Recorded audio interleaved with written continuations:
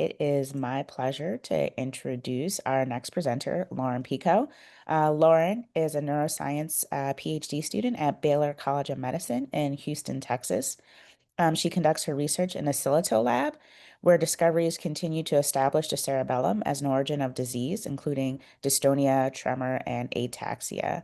Motivated by a deep passion for understanding rare neurodevelopmental disorders, her current work uses a TANGO2 knockout mouse to investigate how loss of TANGO2 alters cerebellar structure and function in TDD. Lauren, take it away. Thank you very much for that very nice introduction. I am so grateful to be given this opportunity to speak with you today. And as mentioned, I'm a neuroscience PhD student, and this work that I'm going to be talking about today that's upcoming and very new is actually my thesis work.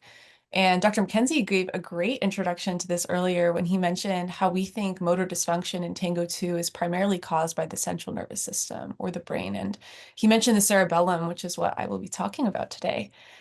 And so TANGO2 deficiency disorder is this multi-systemic disorder with a profound neurological impact. And so individuals, largely, individuals experience dystonia, which means that they have, dystonia means sustained and uncontrollable muscle contractions, as well as the word ataxia means poor coordination and unsteady gait, as well as tremor, speech delay, seizures, as well as intellectual disability and developmental delay. Sorry, there's a lot of delay.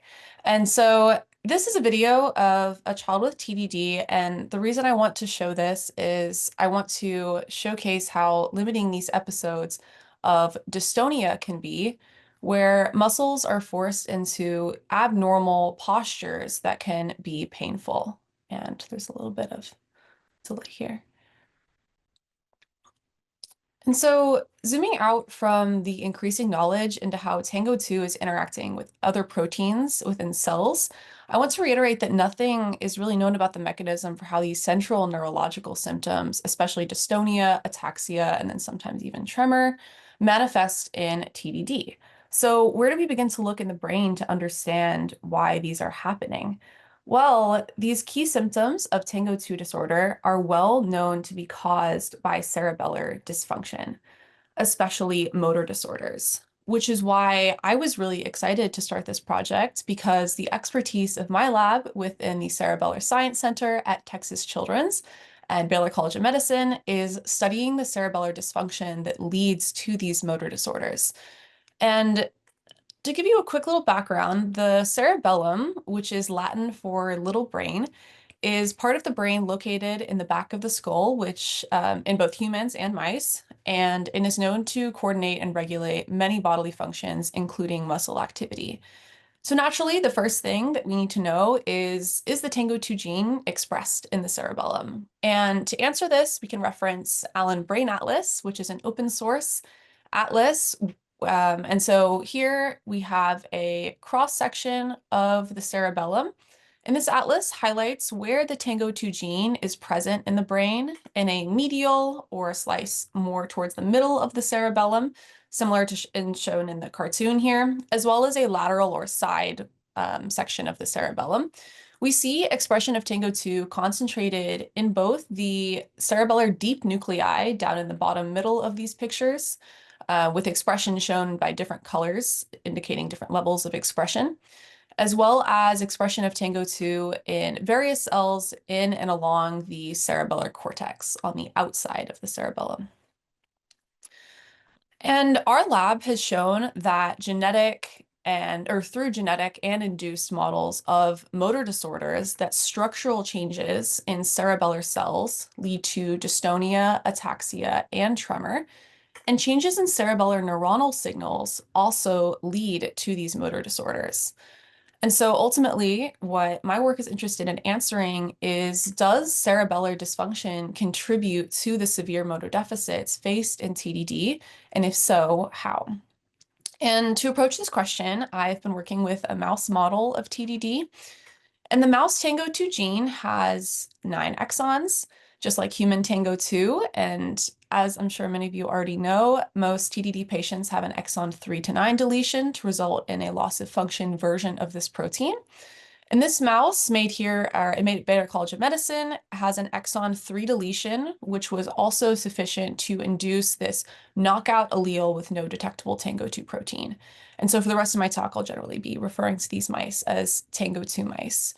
And step one here is defining the motor dysfunction that these mice experience to ensure that this mouse model is closely recapitulating the human TDD symptoms that we're interested in studying in the brain. And so before I show you motor dysfunction in these mice, I have this video of a normal or wild type mouse to orient you to what the active behavior of a mouse looks like. And so a wild type mouse has smooth, coordinated movements as it walks. And hopefully this video looks nice. Okay, it's a little, a little choppy, but the mouse, I hope you're able to see with the choppy video that the mouse is able to walk smoothly, moving swiftly from one step to the next, even rearing on its hind legs with no issues. And in my preliminary observations working with TANGO2 mice, I've observed dystonia, ataxia, and even tremor-like symptoms. And I'm going to show you a few videos representing the motor dysfunction I'm seeing in these mice. And it's also valuable to note that these mice experience the full range of these symptoms. So I'm able to show you just how one mouse experiences all of these different behaviors on this one slide. And so this first video is going to show a mouse exhibiting an overextension of the limbs, as well as a stiff curved tail, which is known as a Straub tail, indicative of dystonia. And so note the back leg here, frozen and extended backwards, giving this mouse abnormal posturing as it tries to advance forward. And then in this next video, pay attention to the mouse's wide shuffling-like gait and how its feet are positioned very far apart, and it has to waddle almost like a duck to get across the cage. And it is especially common that I see TANGO2 mice experiencing both rhythmic and non-rhythmic shaking as well. And so in this last video, the mouse exhibits this baseline shaking, which might be a little bit hard to see with the video, I apologize, with the occasional kind of jerking upwards, which could be connected to possibly a combination of dystonia and tremor. And lastly, associated with some of this kind of jerking phenotype, TANGO2 mice exhibit a freezing of behavior that could be associated with seizures. As this video plays here, you'll see this mouse experience multiple freezes mid-movement, even lowering to the floor of the arena as it walks around. And so we'll see it kind of lower down and flatten, almost pancake out, and then jerk upwards and lower back down. And so in showing you all of these mouse videos, I've used a lot of terms like dystonia-like or seizure-like. And since I've shown that these mice exhibit this wide variety of symptoms, we can next ask how to measure when and to what extent these behaviors exist in each mouse. And we have a lot of great tools in the lab for quantifying motor deficits in mice. The first of which is electromyography, which was mentioned in an earlier talk, or which is also called EMG, which quantifies muscle contractions and can help let us look at dystonia. And where we perform surgery in mice to implant electrodes in opposing muscles in a certain part of the body, such as the hind limb in this cartoon here, where the gastrocnemius muscle and the tibialis anterior muscles relax and contract antagonistically so that the leg can bend and straighten smoothly without pain. And these electrodes detect these muscle contractions, which are fed through the data acquisition system, and the output is visualized in the trace that looks something like this from a control mouse on the right, where during normal locomotion, we can see relaxation of the muscles that exchange with contractions, shown by the longer spikes in the center of the trace that come back to baseline. And we've used EMG in our genetic model of dystonia in mice, which has very severe dystonic episodes. And these extended contractions during dystonia are very apparent in the EMG trace. As you can see, these longer periods of high amplitude contractions that take longer to come back to baseline, defining dystonia in these mice. And secondly, we have a really cool tremor monitor that we custom built in the lab. And it is a suspended clear box attached to an accelerometer that is able to, while the mouse is moving around in the box, detect out rhythmic shaking from the mouse. And um, also, footprinting is a great way to measure ataxia in mice, where we paint the mice's feet and have the mouse walk in a straight line across a piece of paper. And then we analyze the measurements between these footprints to be able to quantify different aspects of gait that would be affected by a loss of coordination. And then in conjunction with footprinting, the accelerating rotarod is another great way to measure ataxia, where we measure the duration that a mouse can stay on a rotating rod. And then lastly, I'll be looking at electrocorticography or ECOG to test for seizures in these mice. And this uses electrode contacts that sit on the surface of the brain and can test for seizures over a long period of time. And so ultimately, I want to answer whether cerebellar circuit dysfunction could be central to the pathophysiology of TDD and a promising target for therapeutic intervention. And so in my project, I'll be looking at structural changes or anatomical changes in the cerebellum in the absence of TANGO2, as well as functional changes in neurons that could be leading to these behavioral changes that I just showed you in the past few slides. And so this overall encompasses this kind of systematic approach to be able to dissect the structural and functional changes that contribute to the pathophysiology of TDD. And so first, I'm going to be talking a little bit about these structural experiments. And before I go into these, I'd like to give you a little overview on the cerebellum and a little bit of the cerebellar circuit. And so highlighted in this mouse brain on the left is the cerebellum, shown in yellow. And if we make a cut here along this white dotted line, this gives us a sagittal cross-section of the cerebellum, shown here. And if we zoom in on a section of the cerebellar cortex, which is this foliated line on the edge of the cerebellum, there are three key layers to note. The outermost is the molecular layer, followed by the Purkinje cell layer, and then the very dense granule cell layer, which is the thick, dark layer seen in the section to the left, as well as the white matter, which follows down into the deep center of the cerebellum. And so the first input into the cerebellar cortex comes from the brainstem, and these are mossy fibers, which synapse and make connections onto granule cells in the granule cell layer, which extend their projections called parallel fibers, which are up into the molecular layer where they synapse onto Purkinje cells, which are the most important neuron in this diagram. And these neurons are the primary or sole output of the cerebellar cortex, and they receive these inputs in the molecular layer, which also come from climbing fibers, which also come from the brainstem. And they collate all these inputs to filter down into the cerebellar nuclei, sitting deep in the white matter of the cerebellum. And the cerebellar nuclei are the primary output of the cerebellum itself. And this sends information out to the rest of the motor circuit in the brain, to regions like the basal ganglia. And And so I started by examining these two inputs to the cerebellum, the mossy fibers and the climbing fibers, because we've seen that problems in the connection or these synapses can account for all three of these motor disorders. And so furthermore, we have two great ways to look at these synapses in brain tissue, VGLUT1 and VGLUT2. And the VGLUT2 protein allows us to look at excitatory synapse terminals from climbing fibers onto Purkinje cells, as well as from mossy fibers onto granule cells, as seen by this green puncta in the top layer of the wild type brain, as well as this labeling of the rosettes in the bottom granule layer.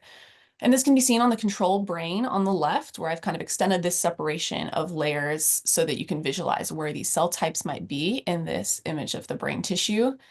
And so looking at the TANGO2 brain on the right from a knockout TANGO2 mouse, I've begun to observe changes in the cerebellar connectivity in the TANGO2 knockout mouse brain, where you can see that there is this decrease in labeling of excitatory terminals in both layers, indicating less climbing fiber and less mossy fiber terminal connections into the cerebellar cortex of the TANGO2 knockout brain. And VLOOT1 is another subtype of excitatory synapses that target more of these mossy fibers in the bottom granule layer. And you can also see that this reveals a possible decrease in cerebellar connectivity in the TANGO2 knockout brain shown on the right. So if there's less excitatory input into the cerebellar cortex in TANGO2 mice, how might this affect downstream Purkinje cell function? Because all of these cells are ultimately serving to modulate Purkinje cell function as the output of the cortex down into the cerebellar nuclei to the rest of the brain. And we have a really cool way of looking at this in our lab. And we are able to, while the mouse is free to move and run on a wheel, we can, through a very tiny hole, record from Purkinje cells and cerebellar nuclei cells and other cell types in the brain with an electrode. And the electrode produces this raw spike train, which I can extract spikes and interspike intervals from to be able to quantify different measures of cell firing, like firing rate, as well as multiple different measures of variation to get an idea of how these cells are firing in kind of the current acting brain.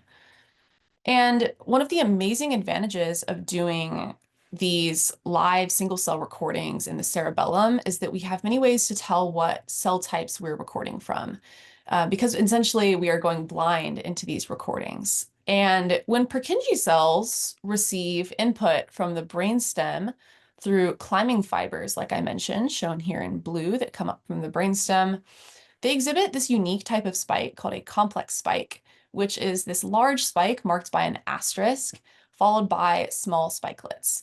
And when recording from Purkinje cells in the cerebellum, in the raw spike train that comes out, shown on the right, we can see that these complex spikes, also marked here by an asterisk, or we can see that these complex spikes do appear in the trace, which is great because, again, we can't see where the electrode is in the cerebellum.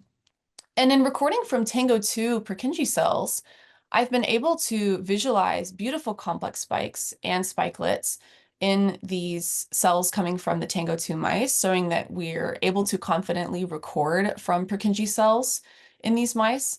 And so qualitatively, I might be seeing something abnormal going on with these cells, but I'm in the process of recording more and gathering more data. And so I wanted to move on to kind of the downstream output of Purkinje cells to the nuclei, which are the main output of the cerebellum itself. And these are really important and can tell us a lot about if there is anything abnormal happening in the cerebellum leading to dysfunctional output to the rest of the brain and the rest of the motor circuit that could be leading to motor disorders. And so when recording from a cerebellar nuclei neuron, you can appreciate the relatively regular action potentials or spikes happening in this cell. And then when looking at a TANGO2 cerebellar nuclei neuron trace that I recorded, you can see that it fires very abnormally and in bursts with much higher irregularity and with kind of these long pauses in between spikes of the neurons. And this is really interesting. And so basically, so far, I've told you about some of these potential cerebellar abnormalities, both structural and functional, that could be clues as to what could be different in the cerebellum of TANGO2 models to be able to produce motor disorders. And so what do these abnormalities really mean at the end of the day? And while our lab has shown that different motor disorders have unique electrophysiological cerebellar firing patterns, and these firing signatures, shown here on the left, are actually able to induce different motor disorder phenotypes in control mice. And so here we're still looking at cerebellar nuclei cells. which are this primary output. And so we've actually developed a computational model that can dissect out these specific patterns in cerebellar nuclei cells. And so, for example, in dystonia, we see erratic bursting of these cells, as well as in ataxia models, we generally see rate changes or changes in firing rate, leading to, for example, the cell in pink is firing much faster. And lastly, in tremor, we see that tremor can be driven by this rhythmic bursting of the cerebellar nuclei. And so I'm seeing this striking change in the firing of TANGO2 cerebellar nuclei cells. And these are ultimately the output of the cerebellum to the circuit. And we know that these mice experience all three phenotypes. And so we would like to know if we find within the TANGO2 cells these patterns of abnormal firing on the left with this computational model, or if we end up characterizing some pattern that is completely new. And our lab has accomplished a lot over the past 15 years to investigate how the structural inputs, like these climbing fibers that I mentioned, as well as parallel fibers, lead to changes in the functional outputs of the cerebellum to the rest of the motor circuit in the brain, driving dysfunctional motor behavior. And so we found that blocking climbing fiber input onto Purkinje cells causes very extreme dystonia in the mouse model that I mentioned earlier, and taking away Purkinje cell input to the cerebellar nuclei causes frequency changes in the cerebellar nuclei, leading to ataxia. And lastly, blocking parallel fiber inputs into Purkinje cells leads to bursting of the nuclei, causing tremor. And the takeaways that I want to leave you with here are we know that Purkinje cell firing changes and therefore downstream cerebellar nuclei neuron changes can encode dystonia, ataxia, and tremor. And I'm beginning to see all these functional and structural changes in TANGO2 as well. And number two, we know that these same features can drive motor disorders in independent models. And so lastly, the TANGO2 model has all three of these disorders. And so I'm really excited to uncover where this fits in structurally and functionally to these established models of motor disorders that we've studied in the past. And ultimately, I just wanted to bring it back together by saying that this work uses what we already know about movement disorder circuitry and the cerebellum to begin to understand why TANGO2 experiences these movement dysfunctions that could be coming from central brain dysfunction. And it opens avenues to take what we learn from TDD to also bring it back to shared mechanisms of movement disorders in the field to be able to drive new therapies to hopefully improve lives. And I want to end by saying that I'm so grateful to be starting this work on TANGO2 and to be able to work on this rare disorder for my graduate school thesis, because as someone with two brothers who have a rare disorder with motor dysfunction as well, I know how valuable these answers are for patients and their families as well. And so with that, I would like to thank my wonderful and supportive lab, as well as my thesis committee members, especially Dr. Li Shang, who provided me the TANGO2 knockout mice to be able to get this project started. And this work has been funded by the NIH as well as by grants received by Texas Children's. And I would also like to thank the Cerebellar Science Center, which, something there, which my PI, Dr. Roy Silito, funded. And so if you look closely at the Cerebellar Science Center logo, Roy, as the director of the Cerebellar Science Center, decided to make the logo a TANGO2 Purkinje cell trace that I recorded, which is really, really cool. And so thank you very much for listening. And I'll be available in the chat to answer questions, but I think we also have a few more minutes left to answer questions as well. Well, thank you, Laura. And this has been amazing to see the production you've had in your time so far. And the data is very interesting and intriguing. And I would love to answer. There's a couple of questions that came up. There's one common theme was like, are the studies you're using on mice deprived of B vitamins or under like other fasting conditions? And have you looked at any of the changes during like stresses or with B vitamin deprivation? Yeah, so I personally haven't. I actually got the diet hoping to start that in the future, the B vitamin deprivation. But I do know that Dr. Shang's lab did start looking at these mice on B vitamin depleted diet. And it does worsen the phenotype, but it's tough because it also severely worsens the phenotype of normal mice as well. And so all of these mice decline on B vitamins are just really important. And so I think I'm mainly going to be focusing on um, these mice and looking at the abnormalities that I'm seeing in the TANGO2 deficient mice and looking at how these presentations change with supplementing pantothenic acid, for example, and seeing how these change. Yeah, but that's even more powerful in the fact that they have it without B vitamin deprivation, that you can see your Mhm. phenotypes in that situation. Initially, I had planned on using the B vitamin deprivation as a way to kind of worsen the phenotype, but if I don't have to do that, I would not like to do that because it also takes away from the model organism, given that, the patients aren't necessarily B vitamin deficient. It's just that this supplementation helps the phenotype. And so, um, yeah. That's really cool. A question from Mike is, are there any conditions that you think of that come to mind that are being effectively targeted or treated at the cerebellar level that you think would have overlap in terms of treatment with TDD? Yeah, so we think of dystonia, for example, patients that have genetic forms of dystonia that can be very severe and very impactful on people's lives. Cerebellar deep brain stimulation has been something that has helped patients with dystonia as well as other movement disorders. And so that's something that I'm also going to be looking at, but also using the deep brain stimulation as more of a mechanistic tool to understand where dysfunction is arising to hopefully be able to target other therapies to if we can identify this specific pathway or this specific cell type that's mainly causing the dysfunction, it would be easier to develop therapies to target those um, dysfunctional pathways. That's really cool. Do you have any preliminary data or like thoughts about how you're going to interrogate the structural and cellular changes at the cerebellum level, like looking at lipid accumulation and the data that you have so far? Yeah, so lipid accumulation is something that I definitely plan on doing. We're actually right next to a lab that works on lipid droplets. And so I've been working with them to kind of look at some good markers to see lipid accumulation in tissue rather than in cell lines like iPSCs. And I'm trying to remember what the other part of the question was. Oh, just looking at the structural.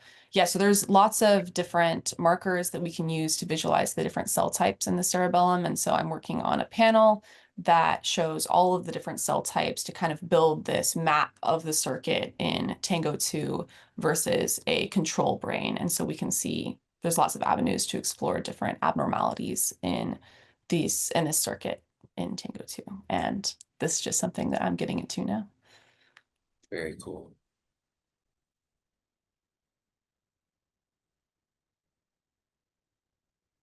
Let's see. Oh.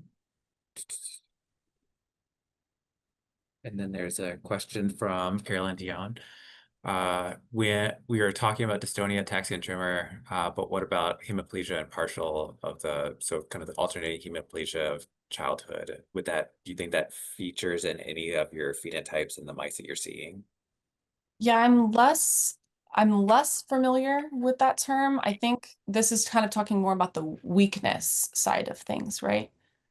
Yeah, I think that um I don't know. I think kind of with the combination of ataxia, and I'm still learning a lot about this stuff, and so I'm not sure about the overlap there.